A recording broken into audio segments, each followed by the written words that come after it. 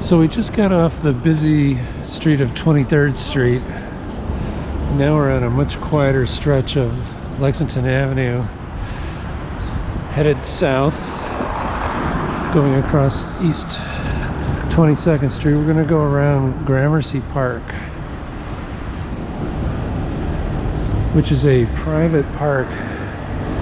You have to have a key to get in. You have to live around the park or be a guest at the Gramercy Park Hotel.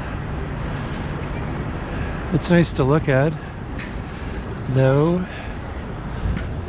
I see somebody actually doing maintenance type work in there.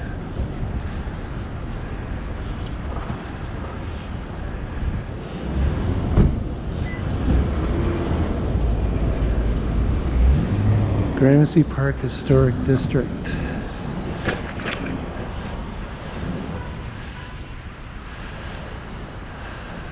Look at this grill work in front of these houses on the west side.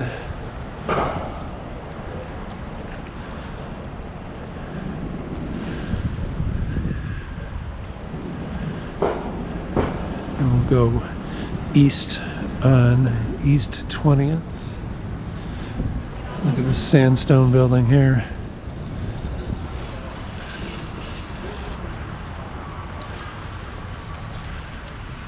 National Arts Club.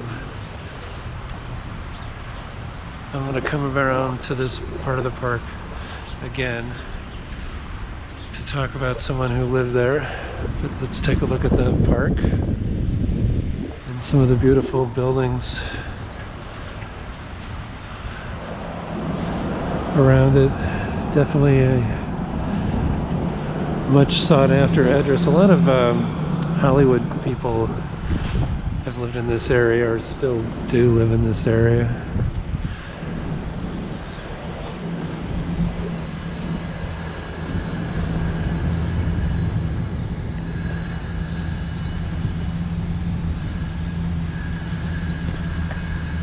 Nothing more at Gramercy than a place called the Gramercy. I've seen it spelled with 2 M's though. This is with just 1 M.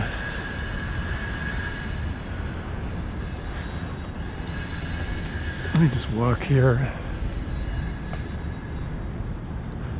to admire this white marble building.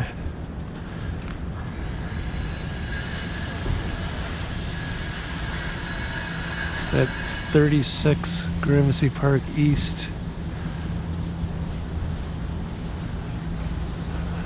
Wow, beautiful. Go over on the sidewalk and look through the fence.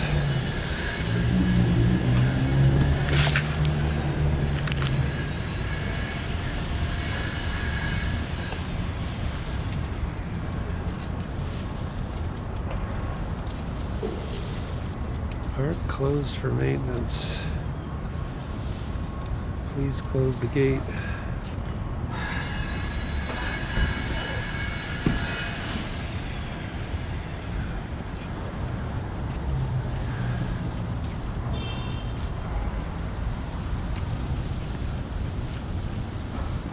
A little brownstone sort of stuck in between some other buildings. I always think that's a neat look.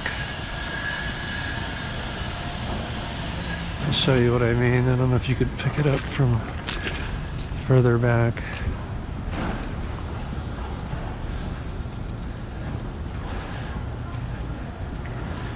It's a very small park. It's more defined. The name Gramercy Park sort of applies to the whole neighborhood, just like the Flatiron District is named after one particular building. So there's that brownstone stuck in the middle there. Some newer apartment buildings. I imagine that originally they were all brownstones all the way around the park.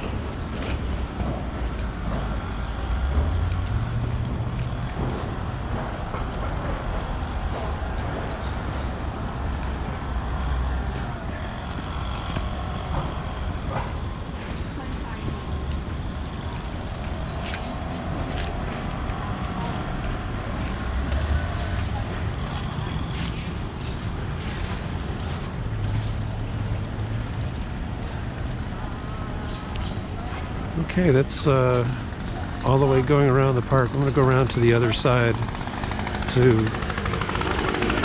look at one house in particular. Okay, here's a little history with architecture here on Gramercy Park South. 14 and 15 Gramercy Park South, which is these two buildings, including you see 15 Gramercy Park South, they're in the National Arts Club, were two joined townhouses that were bought by Samuel Tilden, who ran for president as a Democrat in 1876 and won the popular vote and was one vote shy of winning the electoral vote. And there were 4 states that were very contentious, and a Senate committee ruled that the other candidate, the Republican candidate, won. I think it was Hayes, won all 4 of those states, so he lost the presidential election by the narrowest of margins. And you could say maybe it was stolen from him, but also I think in a lot of the states there was a lot of intimidation and of black voters who back in the 1800s voted Republican because that was the party of Lincoln.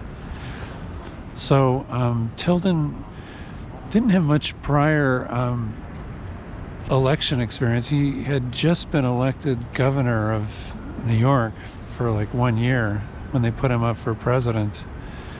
And he never married, and he supposedly said he never slept with a woman. And you can conjecture that he could have been our first gay president, although there's some argument for another earlier president who might have been gay. But and then his health declined and he was going to run again, but he kept throwing out there that his health might not hold up and everything, so they didn't nominate him again. But anyway, this is his beautiful home on Gramercy Park South. He also had an estate up in Yonkers, which is where he died. But he was from a little further upstate, between New York City and Albany, along the Connecticut-Massachusetts border in Columbia County, right across here from Gramercy Park. Samuel Tilden. And it's interesting that on one of his houses there's this bust of a man above his doorway, and that is not Samuel Tilden. I don't think he wore a beard. He was one of the clean-shaven ones of the 1800s. Beautiful building though.